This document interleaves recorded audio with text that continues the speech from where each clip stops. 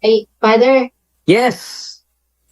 habol lang po. Yes. Kasi po, yung parents, yung mama ko po kasi, Mm-mm. yung mga lolo namin, may mga occult practices. Tapos yung mama ko po kasi, since like taga Cebu, Mm. since taga Alam, Cebu po be. kasi yung mama ko, yung mga, yun po, yung parang generation to generation napapasa po yung mga occult practices. Saka Totoo. lang po namin nalaman, Father, nung in-introduce kayo sa amin ng kaibigan namin Mm-mm. sa Facebook po, na mga bawal pala, sobrang dami pala kaming natutunan na bawal dun sa mga lolo't lolo namin. Na sabi ng mama ko is, mas maganda daw maniwala sa mga sabi ng mga matatanda. Pero, yun nga po, nalaman namin na mali nga po pala yun. Yung mama ko po ngayon po, ang tanong ko po, sorry po. Tapos po, ang tanong ko po is, paano po kaya namin mahikayat yung mama namin? Kasi po ayaw niya po bitawan yung kanyang Latin.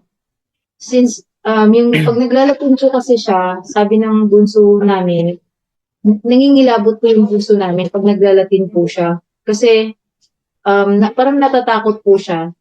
Natatakot po Mm-mm. talaga siya dun sa pag naglalatin yung mama namin.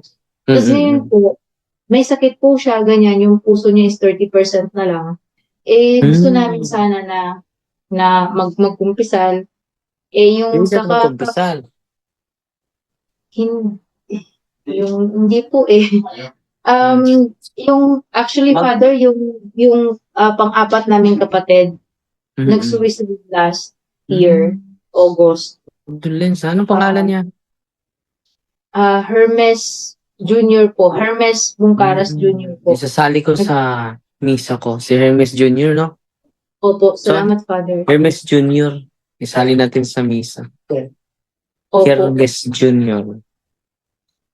So, Ayun po. anong gagawin mo para ni Opo. nanay? Una, Opo. may karanasan ako ay may nabasa ko kay Father Sikia na ang dami ng mga pare pumunta sa kanya na isang may sakit. Mga higit na 20 ka mga pare pumupunta sa kanya. Tatalikod lang siya. No? Hindi ko kailangan ng pare. Pati madre pupunta doon. Nagkatikais na. Hindi papasok sa kanyang isipan.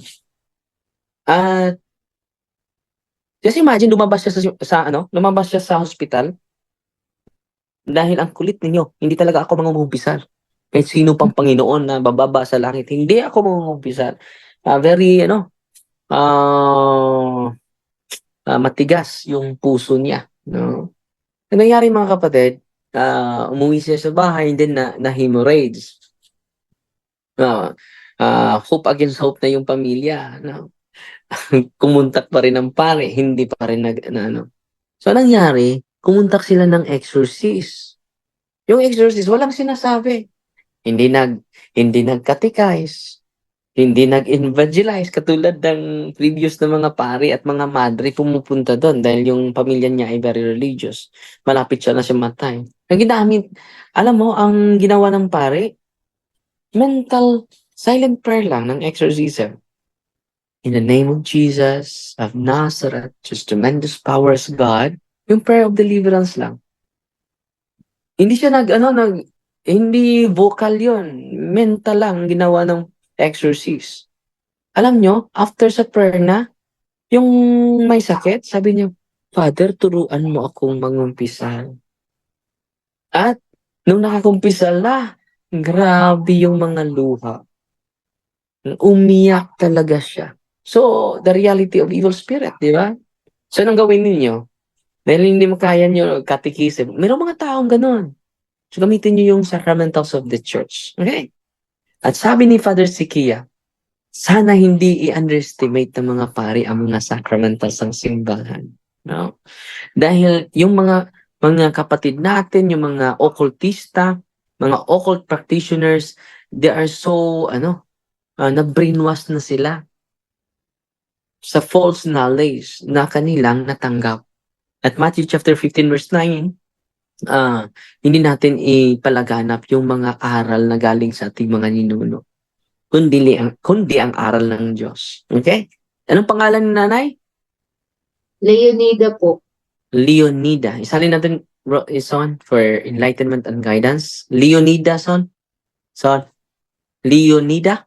Okay? Opo. Sasali ko din sa dasal ko at sa prayer namin sa misa. Okay? All is well. Thank you, Father. God bless, mga Thank you po. kapatid.